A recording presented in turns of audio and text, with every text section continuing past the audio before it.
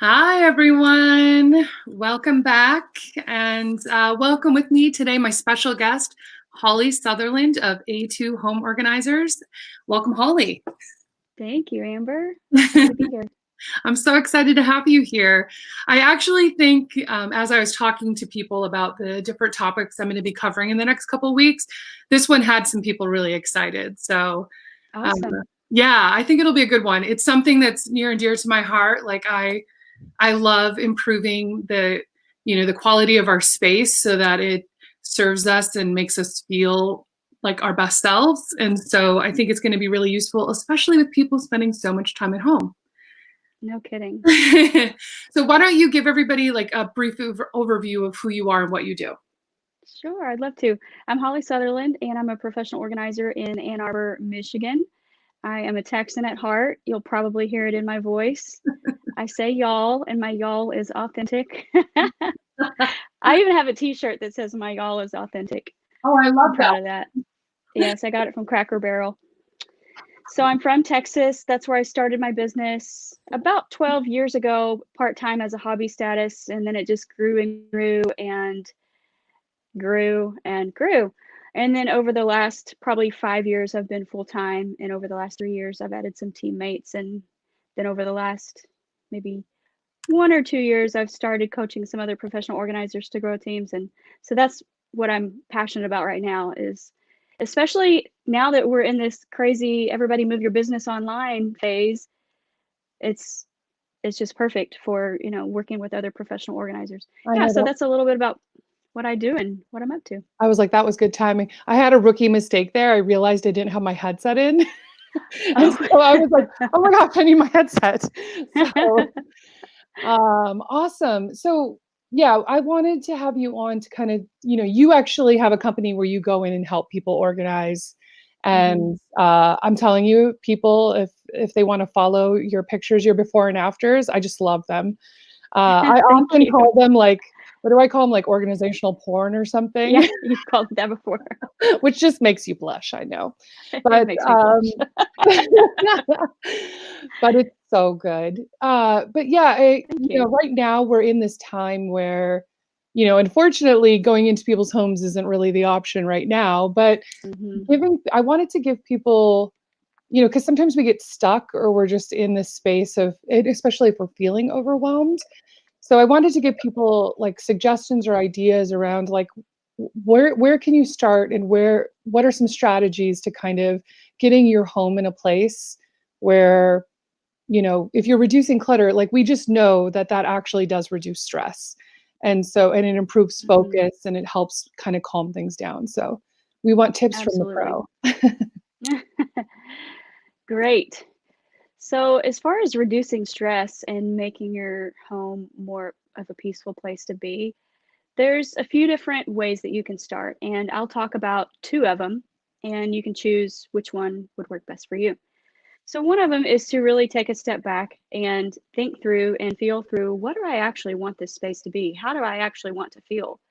Sometimes it's easy to just jump in and start moving crap around and shuffling stuff, and before you know it, you're just more frustrated and have a bigger mess because it does get messier before it gets better a lot of times. Yes. Because the first step to the process is the decluttering, then comes the actual organizing, then comes the design and making it pretty part.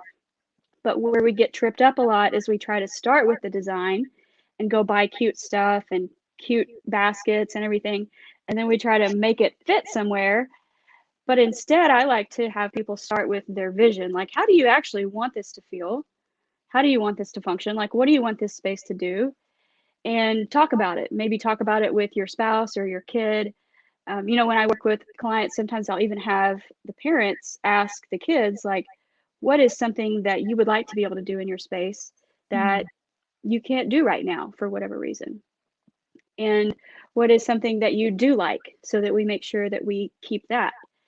So have the conversations first. And that's not something that a lot of people think about doing. So I wanted to bring that top of mind to really think through how you want this to feel. And then the second thing, a second way to start would just be to pick a space as your sanctuary where it can be a super peaceful zone where, for me, it's my bedroom that as far as I can control, I don't, which I can control it, but sometimes I just don't.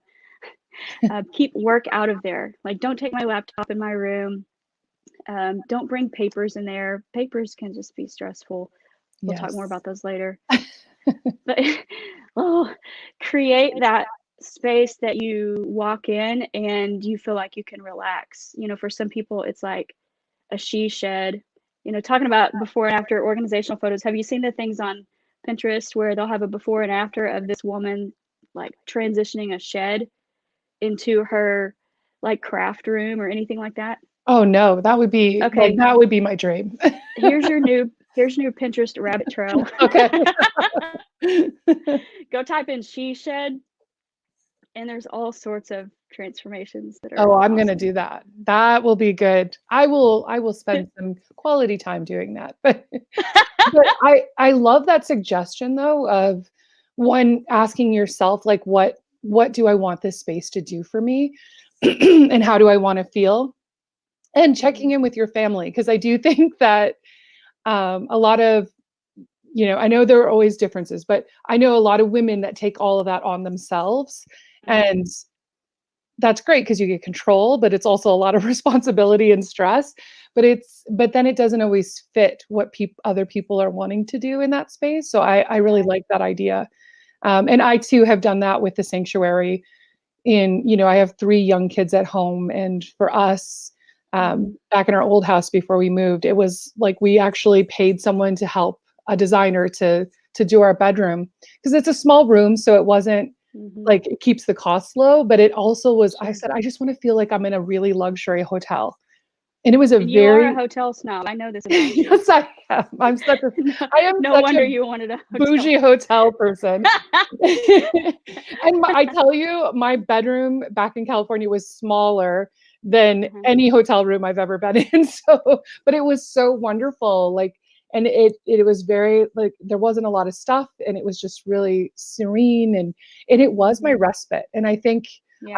I also like that strategy of starting, especially right now, finding one place that feels manageable that Mhm. you can create that serene space for kind of creating some calm. And I do think the bedroom is really easy to do that, unless, Mhm. of course, you're working out of your bedroom right now, because typically we don't have as much stuff in it, so it's easier. Like we shouldn't have all this extra clutter in our bedrooms, so it's easier to keep clean, right? Mhm. Theoretically, yeah. Theoretically. What happens a lot that I see is I kind of call it the great shove, where, you know, people have company coming over and so they just shove everything in a laundry basket and go stick it in the garage or stick it in the master bedroom. That would And be then my before you husband's know it, strategy. like Yeah. everything is lined up with all the boxes of randomness. We call it RC, and my teammates and I were like, that's a box of RC, which is random crap, you know? Yes. Or when you Yeah. pack for your house and you have that last box that you just have to throw a bunch of stuff in there together. Yeah, we had a Label it few of those. RC. Yeah.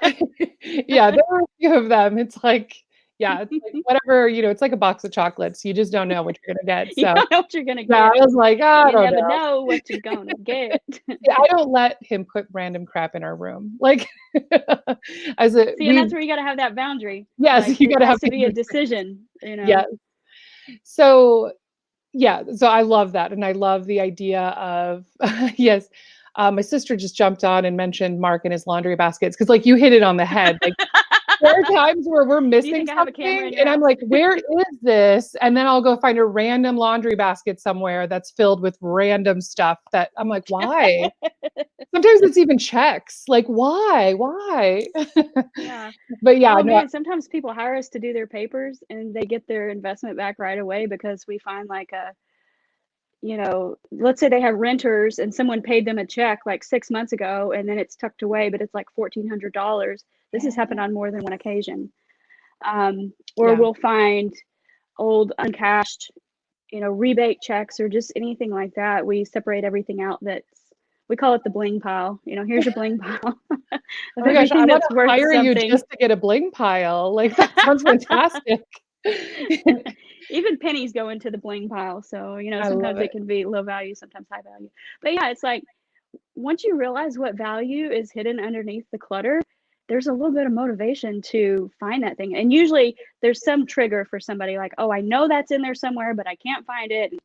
So it triggers them to either call us because they're so frustrated or to start digging in on their own. So now that everybody's home, I'm hoping to give you all some really super practical frameworks and tips on how to start digging in on your own. So the first thing is the vision. Like, what do you actually want? And here's a few main questions you can ask yourself when you're determining a vision. Because it's not just this touchy-feely thing. It's actually envision what you want your new reality to be like, because that's what you're about to create. If you don't really know what you're going for, kind of like if you start a business with no goal in mind, well, it's going to be hard to be successful if you don't really know what you're shooting for, you know? So same thing, come up with how you want this to function. Oh, look at that little banner. Oh We're my fancy. goodness, so fancy. We fancy around here. So figure out what do you actually want, and don't apologize about it. Like, if don't be just be unapologetic. This is what I want. This is how I want it to function, and this is how I want it to feel. For me, I want my house to feel like Anthropologie. I used to think that was bougie. I love It's it. like, that's my reality. I love the way I feel when I walk in Anthropologie, and I go on my day off and I just like spend 30 minutes just looking at everything, you know. And I want to feel like that when I come home. I want it to be that sanctuary and, you know, to create that. So that's the first thing. And then come up with a few goals like, okay, if I want it to feel this way, where am I going to start? You know, what am I going to start with? A lot of times we do recommend starting with papers, because even if you are wanting to reduce stress, the thing that people don't know stresses them out is papers. Sometimes they'll call us in because of their garage, or they'll call us in because of their guest bedroom and they have somebody coming over. But once we get in, we recognize that that garage has random laundry baskets of stuff with papers in it, or that guest bedroom has random things with papers in it. And so if we can get all those papers in one spot and deal with them, that actually lifts the stress way more than if you just fix that room and made it pretty, because then you have all this like undealt with stuff that hangs over your head subconsciously. Do you know what I mean? Absolutely. I think that's so interesting, because it is the always, always, always the thing I say for last. And then it just never gets dealt with. And it causes me so much stress. And I know I'm not alone in this, because it is one of those You're things definitely where not. it does take an emotional toll to, in the back of your mind, even if you're not consciously thinking of it, you know, like there's still this big box of stuff that you have to deal with. And it probably, you know, includes like, I don't know, it could include bills, but it could include things that you were supposed to follow up on, or, you know, things that you needed to take care of, but you started shoving it into that giant box. I feel like I should have taken pictures of these things, because I don't know, I feel like I'm like a normal person, but everything you've said so far, like we have that room where now the mess looks even worse because I started the project, but then there's these giant boxes of paperwork. So I think that's such a good tip. And I never would have Hopefully you done feel it. normal. I never would have Yeah. done it. It's very normal. But by the time people call us or talk to us, they feel like so shameful and feel like, oh my God. And a lot of times they'll say, is this the worst you've ever seen? I'm like, oh no, like we've seen everything. Do you just tell everybody that? Because I think we all want to hear No, that. there's at least 3 jobs, and I had one recently where, I know this is gross, but I threw up a little bit in my mouth. It was so bad. It was so bad. Wow. Like I had to remove myself. That was just a couple months ago on a Saturday. Okay. So I would definitely not have said that to that person. Right. If anything, I would be like, you have won the award for The the biggest new challenge. standard. The new The standard. new Yeah, that's standard. great. I love Yeah. that. I love it. No, I don't tell everybody that, but if it's true, I'll comfort them with, no, you're I love it. normal. A lot of people have this. It's just a matter of, a lot of people have not been taught. Even as a professional organizer, I didn't know how to deal with papers until maybe 6 or 7 years ago. It was always that last frontier. But once I recognized, and I'm going to give you 3 main tips, and I'm going way into depth on this next week. A week from today, I'm starting a free class and a challenge where I go like way, way, way into depth on this. But I'll give you the overview right now if you want it. You Right. ready? Yes, please. Let's do that. Okay. There are 3 main categories of papers that everything you own will fit into one of these. Okay. So don't let yourself get carried away with the micro and put these 43 random categories of super detailed things. You just get lost in the weeds that way. But if you can keep in mind that you have action papers that you need to take action on and do something about, you have reference papers, which you are going to refer to for later, and you have papers to file, which are ones that you keep indefinitely, like your deeds and your social security card and things like that, that you're not going to get rid of. Marriage, divorce papers, things like this. So you have action, you have reference, and you have file. Now, you have to think of those in terms of purpose. Just like we set out with a purpose for what do I want here? What's my vision? The reason we're doing different systems with these 3 different types is because each one has a different purpose. So the purpose of the action paper is completely opposite from the file, because once you take action on it, you're not going to keep it. You're going to get rid of it. So your ultimate goal is to do the thing and get rid of that paper. So there's one system for that. You can have a variety of systems. I teach a system that Lisa Woodruff created called the Sunday basket, and it includes these slash pockets right here.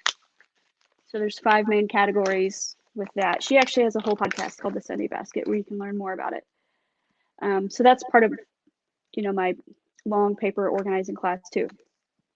And the essential premise of it is that within that action, you have 5 other categories. You have the important to-dos this week. You have computer and calendar related things, errands and coupons, financial things in the green folder, and then forms or events in the blue one. And if you think about all the different categories you could have, and you break them down into those 5, then the concept is that they have a parking place. So these live near my front door in a basket, and all the mail goes in there, all collects in one spot. My shredder is right by it, so I shred stuff as it comes in if I don't want it. My recycle bin is right by it, so it's like a processing station right as I walk in. So that's what I do with the action papers. The thing is to deal with it once a week. She calls it the Sunday basket because you can deal with it on Sundays. You set aside some planning time. You go through each slash pocket and figure out, like, what do I actually have to do this week? And I call that intentional procrastination. I like to find as many reasons to procrastinate as I can. No, I'm just kidding. You're not, but it's okay. That's normal. I'm not kidding. I can tend to put some things off. So all the more reason to intentionally procrastinate, where you're really not trying to be the queen of the world. You're just trying to figure out what I have to do this week, pull it out and make a plan for it. And that's one way that you can deal with the action papers. Once you've dealt with it, throw it away, be done with it. Now I'm going to skip to the file papers real quick. And one way that you can deal with file papers is to, you can Google stuff. I have resources that are available if you want to get in touch, but you can even Google stuff like paper retention guidelines for the IRS. So for small business owners, just Google 2020 paper retention guidelines, and they'll tell you, like, how long do you need to keep your bank statements? How long do you need to keep your W-2 forms? How long do you need to keep other statements? But the idea is that you're only going to need to file the things that you basically need to keep forever or for 7 or 10 years, which is a long time. So action papers are keep for now. File papers are keep for a long time. Then you have this messy middle zone of reference papers, which is, we're going to keep it for a little to a long while, but they're not the forever and they're not the one and done. They're just this conglomerate of things like recipes. Okay. Yeah. Binders are really good for reference papers, sometimes accordion files, sometimes folders. So I'll show you one way that I deal with my reference papers, which if we have a lot of small business owners or entrepreneurs watching, you might can relate to the fact that you have all these training materials like this. Oh wait, wrong way in the camera. Yeah, I know, it's on the opposite side. I keep getting confused about where I am. I do What the I'm same doing. thing. Perfect. Okay, so I love clear bins. I got this at the Container Store. It's like a magazine file, but I keep these different workbooks. This is, I'm writing a book, so this is like the course where I'm learning how to write a book. This is from where I learned to write speeches, a coaching framework, things like that. So those would be considered reference. And I keep them right on top of my desk so they're easy to grab in that open top container. I have one right next to it that has things like folders, and I have wrong way, a folder for each project. So this is my Grow Your PO Team project. This is my Biz Chicks, where we met. Yes. Biz Chicks stuff, kind of strategic planning. This is A2 Home Organizers. And then I have another one floating around somewhere for a specific launch I'm doing right now. So this is what you do with all those random notes. I don't think anybody would have random notes floating around that you don't know what to do with, but I do. So Yeah. I'll show you. I was like, it's just you, nobody else.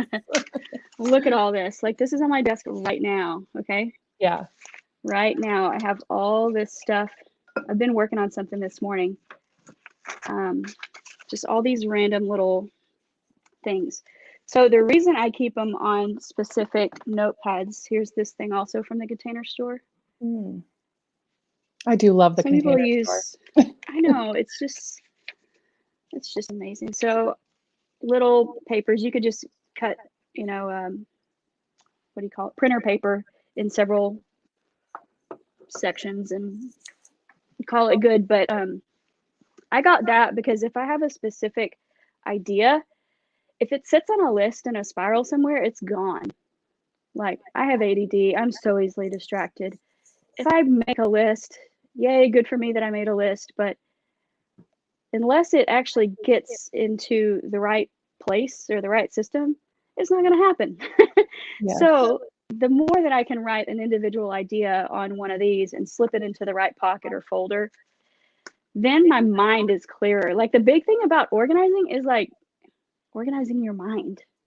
Yes.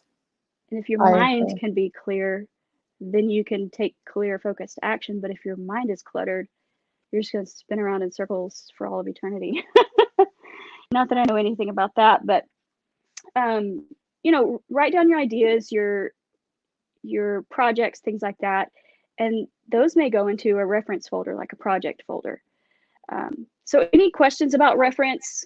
It's kind of a mystery of a topic. So let me see if you have any questions that I can answer about that. Yeah, we'll see if anybody else has questions. I know for me that I think that's the thing is there's so many different things that fall into that, like you're saying. And as you were talking about it, I was like, part of that giant box I had, I chose not to be in my office today for some random reason. It would have been perfect just to be like, here, look, here's my task. But it's filled with notebooks where I've written lists of things. And yet there's part of me, like, I took that out of my brain. I don't want to throw it away because what if I magically one day spend time going through those notebooks? So it's like figuring out, I guess that's what it is. It's like figuring out what is the framework for saying, like, okay, these are the little, envelopes that I need to be able to put those cards into. Like, you have to almost figure out that structure before you start, right? Yeah, it helps to know categories. Yeah. Sometimes you can just start sorting stuff. What I ended up having to do for myself, and I've done this for several clients, I help a lot of creative entrepreneurial people because I get them. Other organizers try to put them into these specific systems that they're never going to follow. And I'm like, yeah, good luck with that. Let's talk about what's actually going to work for you. Yeah. So we take all their ideas, we might tear them out of the different spirals, and it feels painful at first because you're like, oh. And then I actually like decluttered those spirals. I took them to Salvation Army, and they were cute spirals. But now I have all the loose papers that can actually be sorted by category. So sometimes you already know your categories up front. Sometimes you have to do a little sorting to figure out what your categories are. Oh, that's a good point. I like that. Yeah, like going through your stuff might actually trigger what are the categories you're needing. That's a great. Yeah, you're going to see lots and lots of stuff about your therapy business. You're going to see lots and lots of stuff about your My Biz Bestie podcast. So that can be considered one project. Even within my Biz Bestie, you might have 3 or 4 things like, oh, well, this is our stuff that we do for graphics. This is the stuff that we do for guests. You could divide it out. But in general, you want to come up with, I would say, anywhere from 3 to 7 main topics. You don't want to get super duper detailed because then you're never going to keep it up. But 3 to 7, and this is an interesting thing. Do you ever take things from different industries and apply them to your own? Oh yeah, absolutely. So I learned something from Pete Vargas when I was like learning how to craft a signature speech, and he talks about giving your framework in your signature speech, and a framework typically would have between 3 to 7 main points. And he would say in one speech you might give 3, and the next one you might give 4. You're not going to probably give 7 main tips in one speech. But I thought about that and I'm like, oh, okay, this thing I've been doing called vision, goals, systems, and tools is my signature framework, and it has 4. Well, that makes perfect sense. Well, then even when you break those things down, there's categories within those. So it's like I have a framework within a framework. Yeah, and it's interesting you're saying that now. I mean, I've heard that for like public speaking, like now, like Uh-huh. have 3 main points. But as you're saying it, when I think about the way the memory works, like we remember things like 7 plus or minus 2, depending on how good you are. And chunks of 3 to 4 are usually where our sweet spot is. And so it's almost like it's like these repetitive numbers of these are good natural ways for us to remember and be able to manage something. So that's That's really so interesting. interesting. Yeah. 3 is the magic number in my opinion for Yeah. lots of things. Like I don't plan more than 3 things in a day, partly because I'm introverted and I need to manage my energy. So I'm not going to plan more than 3 meetings with people in a day. I know you're super, super introverted too. So Yes. I know. I was like, 3 feels really limiting, actually. I was like, you're that like feels a 30? little Do I do stressful, 30? I gotta say. Yeah. No, no, no, that's too much. That's too much. I am an ENFP, so like the middle ground, right? But I yeah. have a 7 person. Yes. Do you know Yeah, what you are on the Enneagram, by the way? a 7. I feel Okay. like every ENFP is a I would 7. guess as much. Yes, I think all ENFPs are 7s. That I is love not 7s. contested. You're so much fun. Like, you're one of my favorite people. You're so much fun. We're enthusiastic. We're the enthusiasts. Yes, you Yes. are. So if people, okay, so if you're starting, Mhm. again, for me, I always save the paperwork for last. I love the tip Mhm. that you should start with that. So that's like, Mhm. mind blowing for me because it's the antithesis of what I like to do. But so people, let's say they're going to be tackling their paperwork, they're going to be putting these Mhm. categories, and we're definitely going to have to direct people to the challenge because I think that so many people struggle with paperwork or having a plan around it. Mhm. Mhm. Um, as far as like in their home, how do you recommend people start or like tackle a project? Because I know there are different theories, Mhm. like I've been following like Marie Kondo for like ever. Mhm. And so the one thing I did appreciate about what she said is you're collecting all of your things from one category into one place as opposed to doing it room by room. And I know that's a Mhm. philosophy, right? It's just like Mhm. therapy. Everybody has their theory. So Mhm. I'm wondering, what is your suggestion for people who are trying to get started to like kind of address if their house is in chaos or feeling like that? Yes, for sure. That's a great question. There's again, like there's a couple options for whether you're going to start with papers or whether you're going to start with something to make a sanctuary. I would also say for us as professional organizers, we will either typically start in the kitchen or start in a storage area. The reason that we might start in a kitchen is maybe if it's a new home unpack and we're setting everything up from scratch. And once you get the kitchen done, you feel like it's downhill from there.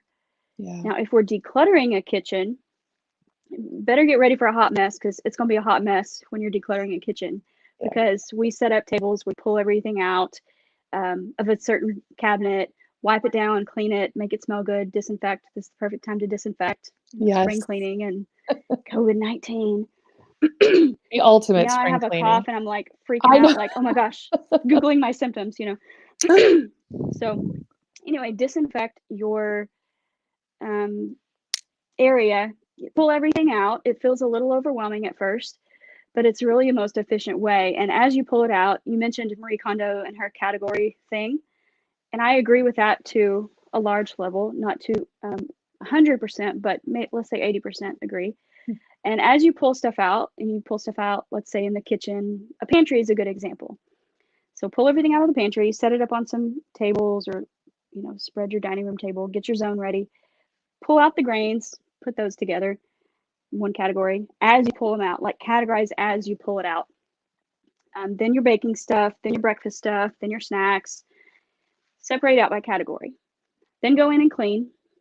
It's a perfect time to clean whenever it's empty, because very few people do that except for when they move in or move out. Right. So decluttering is a good chance to do it. Then go category by category and make decisions. And we call it yay or nay. Is this a yay or a nay? And if you have somebody to do it with you, sometimes they can hold it up and you can make the decision and say yay, nay. Sometimes you get more bogged down into the details when you're the one touching every single thing. There's something about touching that triggers human emotion. And whether it's a pantry or whether it's clothes or whatever, when we touch something, we feel more connected to it somehow. And we start making excuses and reasons to keep it. Where if somebody else is holding it up, if you tend to be an emotional or attached person and you watch somebody else hold up your stuff, it's a different story. So we use that strategy with people who admittedly have more of the emotional struggle with letting go of things.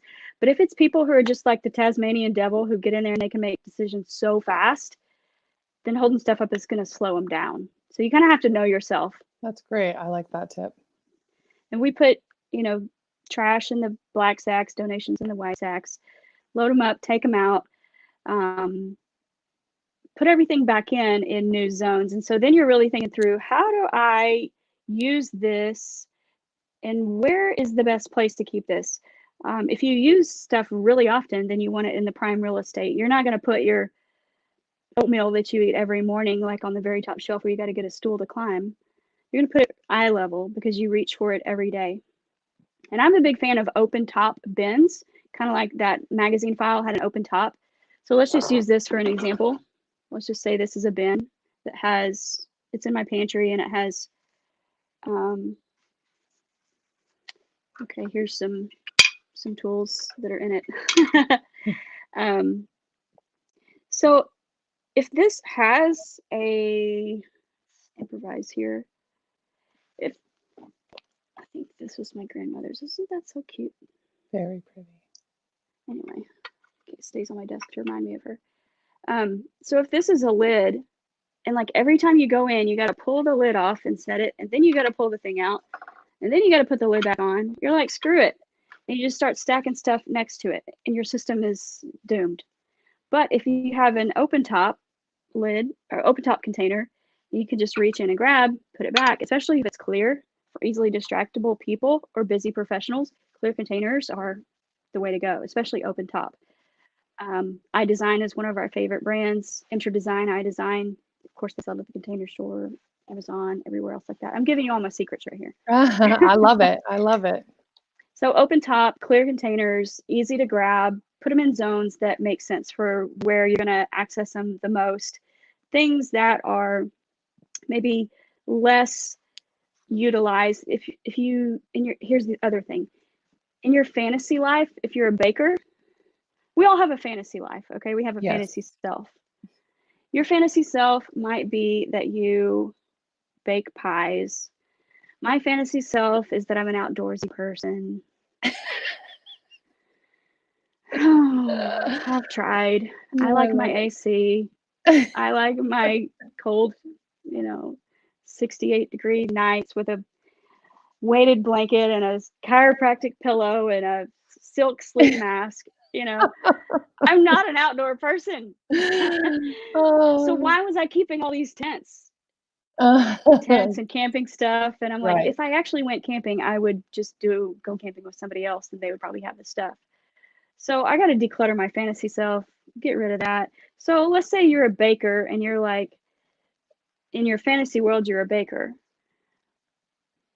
But it's not reality, but you put all the baking stuff front and center, and then it just becomes frustrating because you hardly ever touch it and it's taking up prime real estate, you know? Right. No, I love that. And you are right. We all have this in different, like you're saying, all different kinds of areas of our life. And so sometimes it is asking that question and getting real with ourselves that, Yeah. like, okay, it's been 5 years and there still might be those things where you're like, no, but because I think my husband has done this to me before on something. And I was like, no, Mhm. but I'm going to do that. Like, Mhm. it's going to happen. And then I sometimes, promise. yeah. And then sometimes you're like, okay, maybe I'm ready to let that go. And if I ever decide that I can't even think of one of the things now, like maybe play guitar, like I'm going to learn Mhm. how to play the guitar. Well, now my daughter has my guitar, so she's into it, but I had to kind of get to a point of like I can let it go, and Mhm. if in 3 more years I decide and I actually book up, lessons or something, I can go buy it then. And Exactly. like it's like the thing I've heard too is like we overvalue what we already own. And so Mm. there's this thought of like, well, I already paid, I'll just say the guitar, $75 for the guitar. I don't want to get rid of it and have to repay $75. But at the same time, we're overvaluing it that it's taking up that space and that mental energy. And by letting it Yes. go, we tend to think like, oh, but I'm losing 75. And it's like, no, I Right. mean, the odds are you're never going to do it. Yeah, and value has so much more than to do with just money. Yes. Value, like I love how you said mental energy. It creates mental space. Like when you declutter, you create space, and that includes in your mind too. So by decluttering things that don't fit into your vision, I'm kind of in my past life, a blanket hoarder, a pillow hoarder, anything that's comfy and cozy, I hoard it. But then once I figured out, okay, my standard is really the anthropology standard. So if this blanket doesn't fit into the anthropology standard, it can go. So it all comes back to what the vision is. I love that. Otherwise, you just get paralyzed and you try to keep everything, or you try to keep nothing, and then you regret it. But if you come up with your standard, you come up with your vision, you decide what you want. And for some people, that's harder than others. And so you truly have to spend some time figuring it out. You can't Yeah. really set goals until you know your vision. You can't really set up a system until you know what your goals are. And then you can't really get the tools until you know what your systems are. So this kind of goes back to the pantry, where after you've pulled everything out and now you're putting things back in a way that makes sense, you're making new zones, you decluttered and now you're organizing. And then last, you get ready for the design and to get those tools, which is to go shop for the things now that snacks are going to go here, and you have a 2 foot space to put Yes. it, and you have 3 categories of snacks. You have mom snacks, kids snacks, and don't touch this snacks. I don't know, Oh, whatever yeah, your there's categories definitely are. Then you're going to get 3 bins that need to fit lengthwise 2 feet, depth 10 inches is typically pretty standard, sometimes 11. So then you know exactly what you're going to get when you go to the store. You're designing your system around the fact that you already know your goal is to grab stuff easily. And there's a whole system to the madness. Um, so yeah, Yeah, I think that's a yeah. great point, and, I know that, like you're saying, don't it also is, like, such a waste of money to go and buy, like, the pretty bin or the pretty thing that you're like, "Ooh, this is oh, Joanna Gaines made this, like, I need it." I've never done that. But then you find yourself like, "Oh, but that actually doesn't fit into the space right, it doesn't actually work for Yeah, what I'm having." So it is that yeah. should be the last part of the strategy. So I do like that. Um, I Yeah. guess then so other than paperwork, and maybe we'll Mhm. pretend somebody has a handle on that part, Uh-huh. and so then you would go to the place of, like, what room do you want to be your sanctuary, and maybe start Mhm. there. So let's say they have I don't know, I think people have different names for it, but I would say, like, the catch-all room, like, the Mhm. the The room hot where mess room. yeah, where we're shoving all of those boxes of random stuff because that way the rest of the house feels good and clean, like, Yeah. uh, I know you can't give us all the strategies, but, like, if you could say what would No, be a good way I'm an open book. for people to start? I mean, just because of time, I'm thinking, like, Right. but what would be a Um, good way to start with that? with a hot mess room, Yeah. get a folding table, maybe a 6 foot folding table or a surface. set it up maybe in the neighboring area. It might be in the hallway, or if you have room in that room, set it up in there. And again, like start emptying out the contents and sorting it first, like get it into categories. Just like in the pantry, how we pulled stuff out and we put it in categories before going and making decisions. It becomes way less overwhelming that way once you categorize it first, because you feel like you have a start and stop point, and that's what's so overwhelming about organizing to a lot of people. Is it just is this never-ending process. But when you have a start and a stop point, like you start at this category, and when you finish that category, you're done with that category. We give a client a high five. We say, awesome, you finished with this whole category. You finished at that table. High five, you're awesome. Go sit down and take a break. Whereas if you just dig in and try to like bend over and pick up, one random thing out of a box and think, where does this go? You're going to get overwhelmed so quickly, and you're not going to have the momentum to keep going. So get it all out. It's going to get messier before it gets better, but just be okay with that. Trust us. I've done hundreds of homes this way, and people are like, how did you do that? And I'm like, it's just a system. It's just a process. I'm not emotionally attached to your things, so I can easily just, put it in categories, bring you in for a decision blitz, 20 minutes. That's what we do a lot with our busy professionals. Okay, we need you for 20 minutes. That's what we say. Can we borrow you? Okay, we're going to borrow you, and then, okay, go back to what you were doing, send them back to work. A lot of people work from home. Yes. So, so yeah, that's what I would recommend, is get your staging zone set up, maybe with the table, or some people use their bed if they don't have a table. Just clear off the bed first, lay things out in categories, decide category by category, get down to what you're keeping, and then go put it in the right room. So let's say you've got 6 categories of things in this hot mess room. You've got papers, you've got, oh Lord knows, Toys. kitchen utensils. Yeah. Yes. Toys. You've got CDs. Let's say like random CDs or DVDs. CDs and DVDs, and then you've got like the man stuff, like whatever your husband contributed. I know that husbands don't ever contribute to clutter, but in case they did, you might find some man stuff in the hot mess room. You might. Theoretically speaking. I love it. So then what I would say is go put it in the right room. Just don't get too distracted. Stick it in the right room. Finish the room that you're in by just going delivering the things to the right room, even if you have to set it in a pile by the door. Go finish your guest room or your hot mess room. Get it pretty. Do the design at the end. Might want to get a new comforter to freshen it up, and take a picture and share it with Facebook. That's what you do. I know. And then you go back and you stare at that room over and over and over again and just feel so happy. I don't know. That's what I do. I do too. I did the garage last weekend. It took me like 7 full hours. And I just sometimes just go out there and just look at it. I'm like, wow, it looks so good. It looks so good. I've done that with a pantry before. Like, I just want to sleep in this pantry. I know. Feels so good in here. Yes, because it's a sense of accomplishment too when it's finished, but it feels very like everything. Well, when I'm done, everything's in order and it's labeled and it feels great. And it's just like there's such a calm feeling, but there is a sense of accomplishment. And I think, like nowadays, so many things and tasks that we're doing are these never-ending things. So we don't often get that sense of completion. So I think it can be very positive in that regard. It really can. And that's why I said, like, try to finish the room that you started rather than getting distracted on this, that, and the other. And I kind of learned that the hard way because, our clients, more than 2 years ago, I had a different structure for my packages, and they would just purchase some hours and we could use it wherever they wanted to.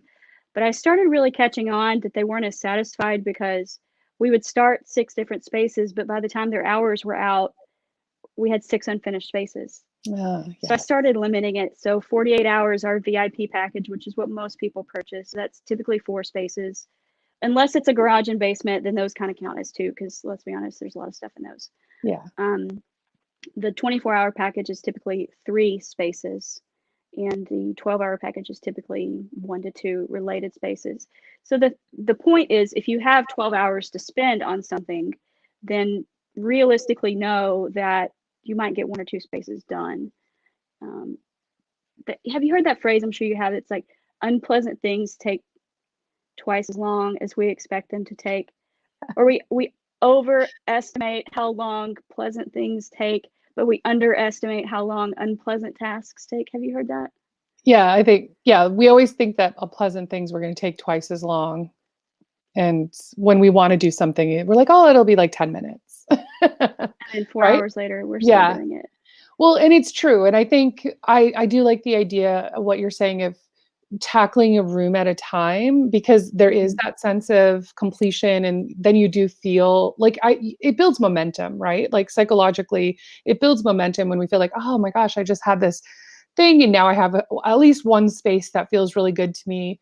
Yeah. And and then I can go to the next. And yeah, and I think you do have to give yourself a breather. I think that's something I Yeah. learned because I'm somebody who does really clean and organize a lot. But then I I'll love your posts when you talk about, "I'm purging, I'm doing stuff." I'm always loving your posts. Get it, girl. I know. And people think, like, I sometimes get comments like people think I'm like a hoarder or something. I'm like, "No, but you have to do this a couple times a year, right?" Like, I have 3 Oh, young yeah, we kids say who— 4 times a year, like, declutter Oh, every season. really? Oh, Yeah, interesting. See, now yeah, I thought I was excessive. no, But it's like, yeah, as children grow and they grow out of things and their clothes grow, so, yeah, I always tried to go through. yeah, And the thing is that I've realized, like, even though I'm somebody who really does have most of the stuff on point, so, like, I can do a quick, like, doing a— what do you call it? Like a tune-up is much easier mhm, than starting from scratch. But yeah, then, being in this new space, I did the garage for 7 hours, and then I'm mhm, telling you, like, physically, I was so tired. But then I yes. thought the Oh next my day, I was gosh, like, "I'm gonna get that crazy room, that catch-all room that's like our yeah. downstairs playroom." I thought I was gonna get that done the next day, and I'm like, "Well, this— I have no energy or momentum left." So I don't know, do you have a strategy for, like, Oh my gosh, if you're it's so doing true. multiple rooms, even though we're saying do 'em one at a time, but, like, what's realistic for people, um, Mhm, as far as, like, do you yeah, recommend doing, like, room after room or taking a break, or how would you suggest? yeah. I guess I could speak to a couple different things here. Since I've been doing this for so long, I've recognized rhythms for me, and I can have super high energy sometimes when I really get going on something, Yeah. but I actually really have to manage my introverted energy not to wear myself out. So what I learned is that 4-hour and 6-hour sessions, that's what we offer. Typically, 4 hours is golden. So work on something for 4 hours and pace yourself.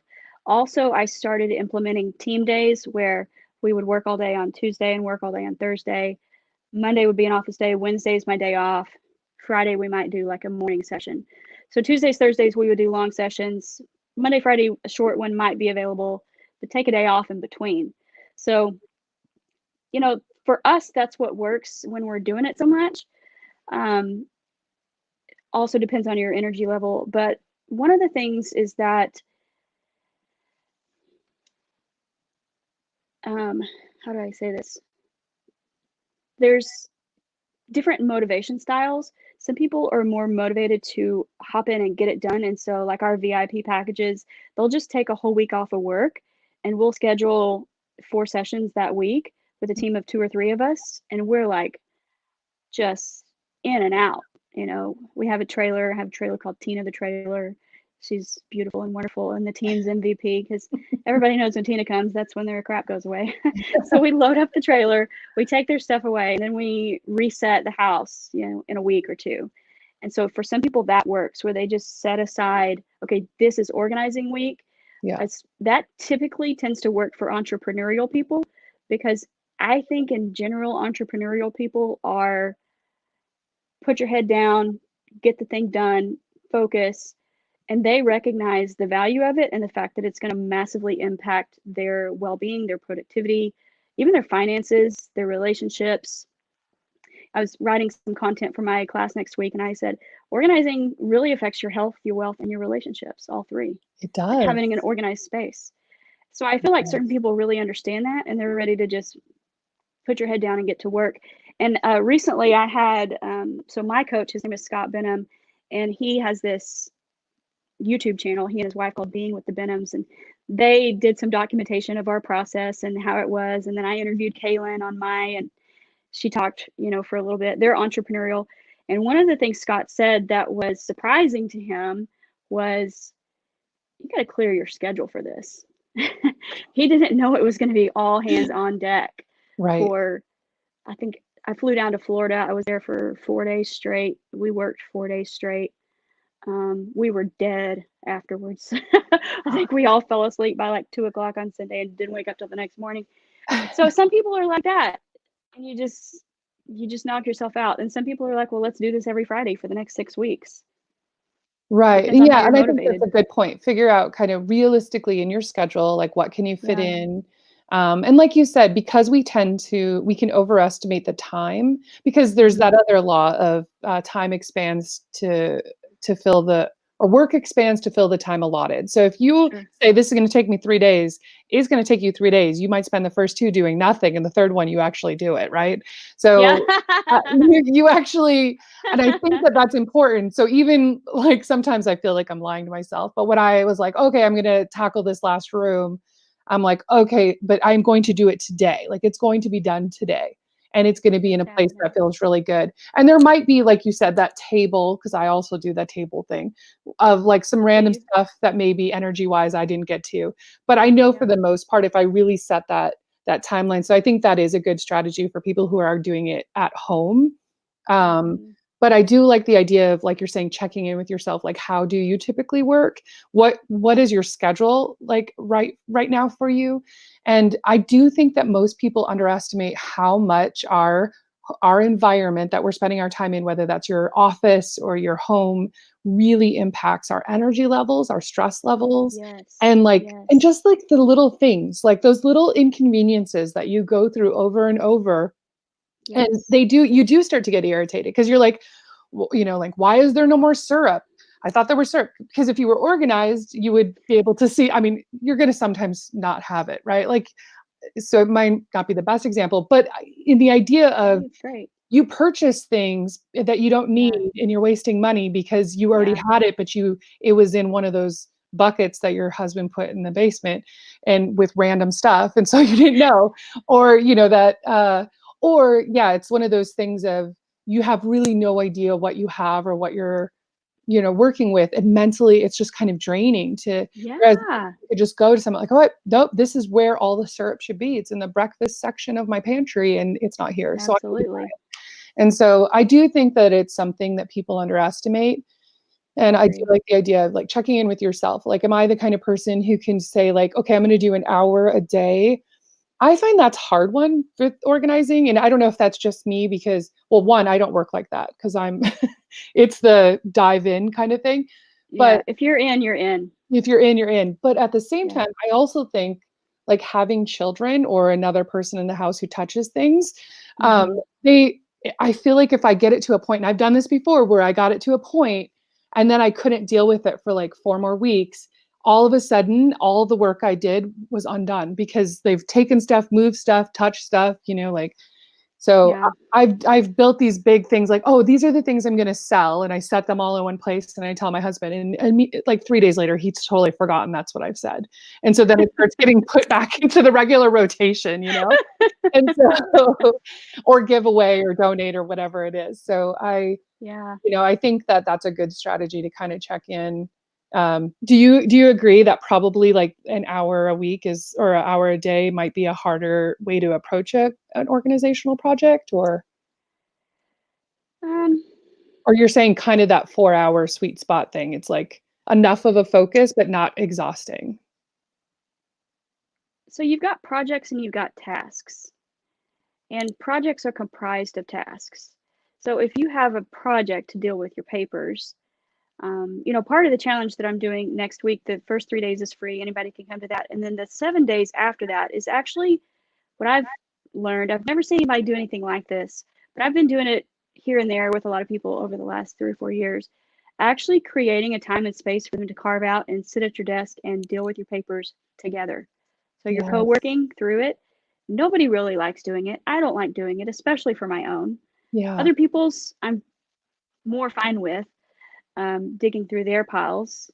They think I'm judging them. And I'm like, no, like it's actually just kind of therapeutic to dig through somebody else's mess. I don't know. So It is. Well, I mean, as a therapist, I say that too, but I enjoy that.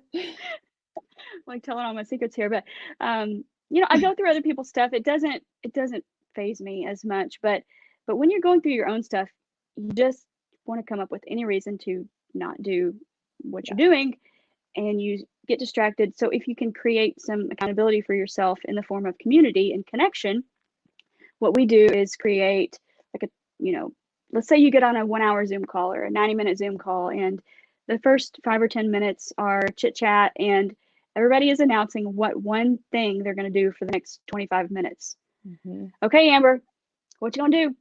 And then you come up with your task. Okay, Susan, what you gonna do? She says her task. Okay, well, I'm setting my timer. We're gonna come back in 25 minutes. I'm gonna call your name. You better answer the roll call. I'm gonna, send a search party if you don't answer. So come back. We're gonna check back in, see if you did it, and then we'll talk about your next thing. So we chat for 5 or 10 minutes. Okay, are you stuck? Do you need help figuring out what your next task is? Because then I can guide you through it. They're like, okay, this is what I'm gonna do. Okay, the next 25 minutes, 25, 30 minutes, um, you're going to do this. Then we're going to check back in. And we might have like 3 work sessions, maybe 2 to 3 work sessions like that. Yeah. Boom, boom, boom in like 60 to 90 minutes. And we're doing that every day while everybody's at home. So my group is literally called Stay at Home and Get Organized because It's everybody's staying so at home. good. So if And you can create time to do it with other people, it actually creates a sense of enjoyment and camaraderie, doing it together. it's true. I mean, not only is there the accountability piece, like you said, because when Hmm. we've actually said it, we're more likely to follow up when we know that Yeah. person's checking in on us. But Yeah. this is also a strategy for people with ADHD, but it really works Yeah. for everybody, right? The Body body doubling. doubling. Exactly. Yeah. And this is something I know like Melissa and I have done with my biz Uh-huh. bestie, the co-working I love sessions. Melissa. I know. And when you set those times and it's like, this is what we're doing and this is what we're working on, it's super Yeah. effective because it is, you Yeah. don't feel alone in it. And yet, Exactly. you're like, okay, I'm focused now. This is what I'm doing. So I think that is a great strategy. I will absolutely be in the paper challenge because I Come could use on, about, girl. I probably need about 8 of them. Just, I created it with you in mind. I love it.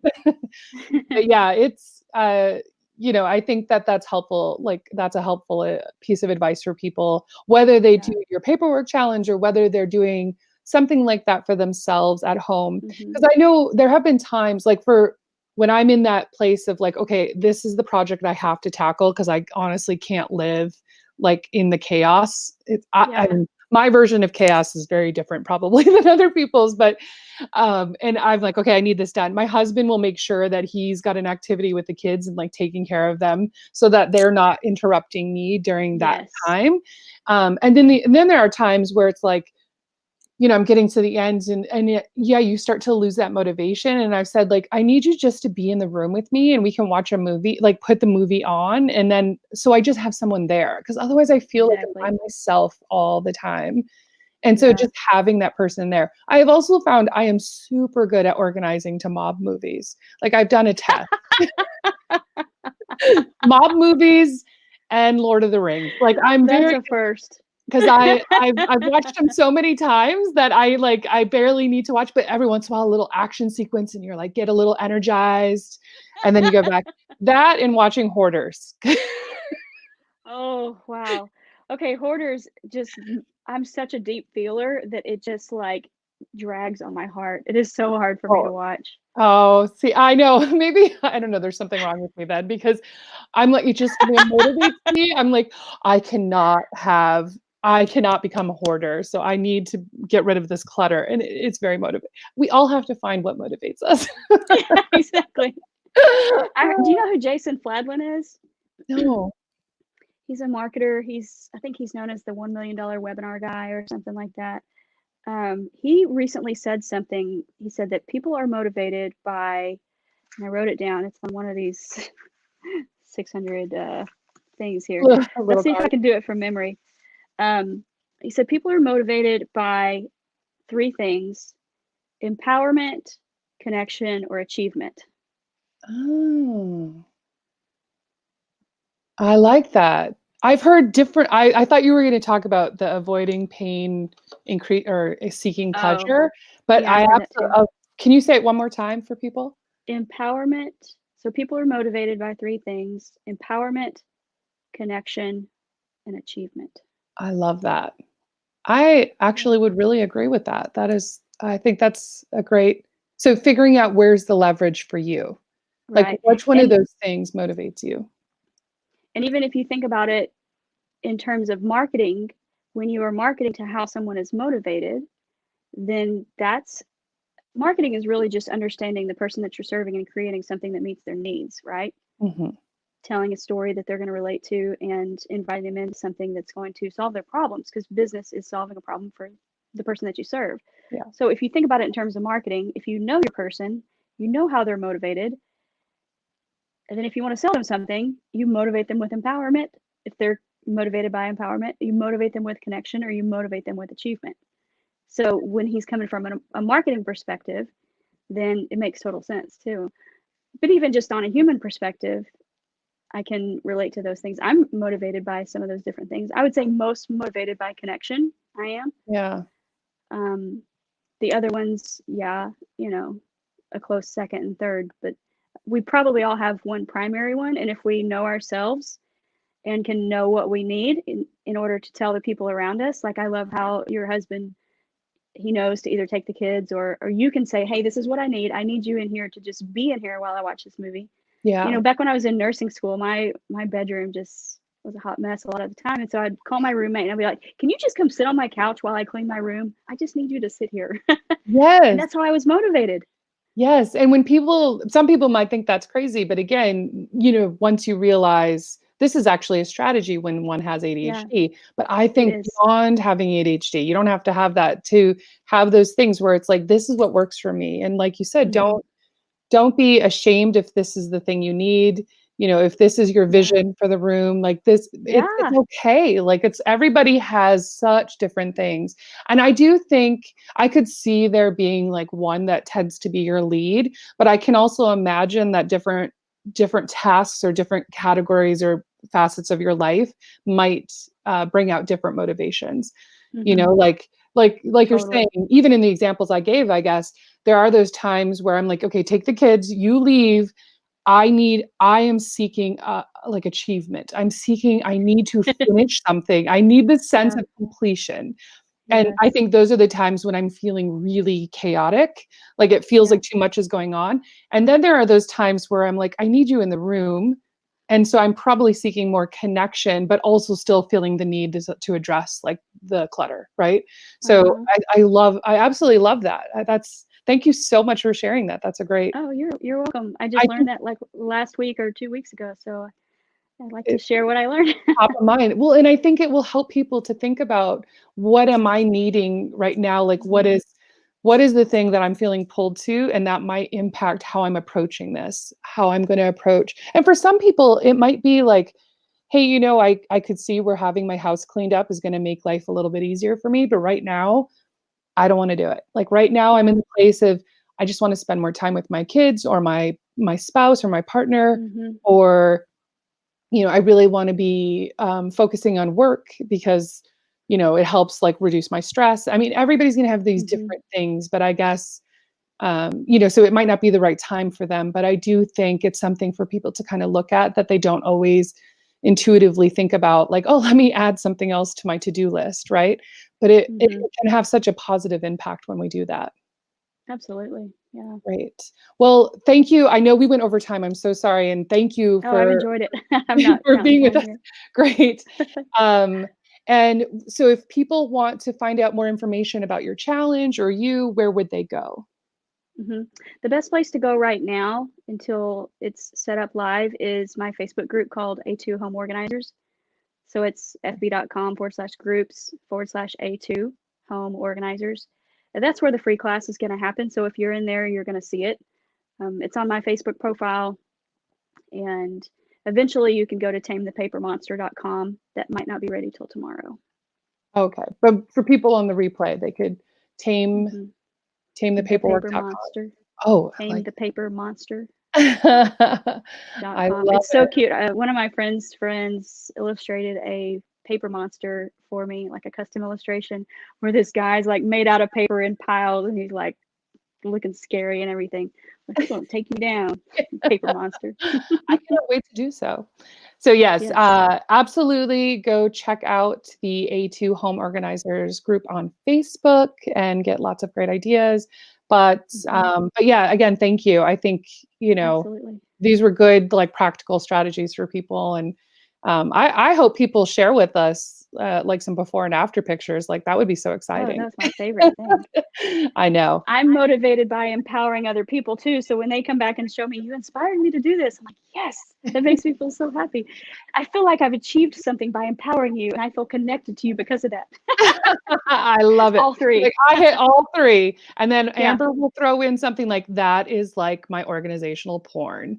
And and then Holly gets all And then I do the little monkey emoji like this. I love it. All right, thank you so much, This was everyone, so and thank fun. you. Okay, Bye. bye.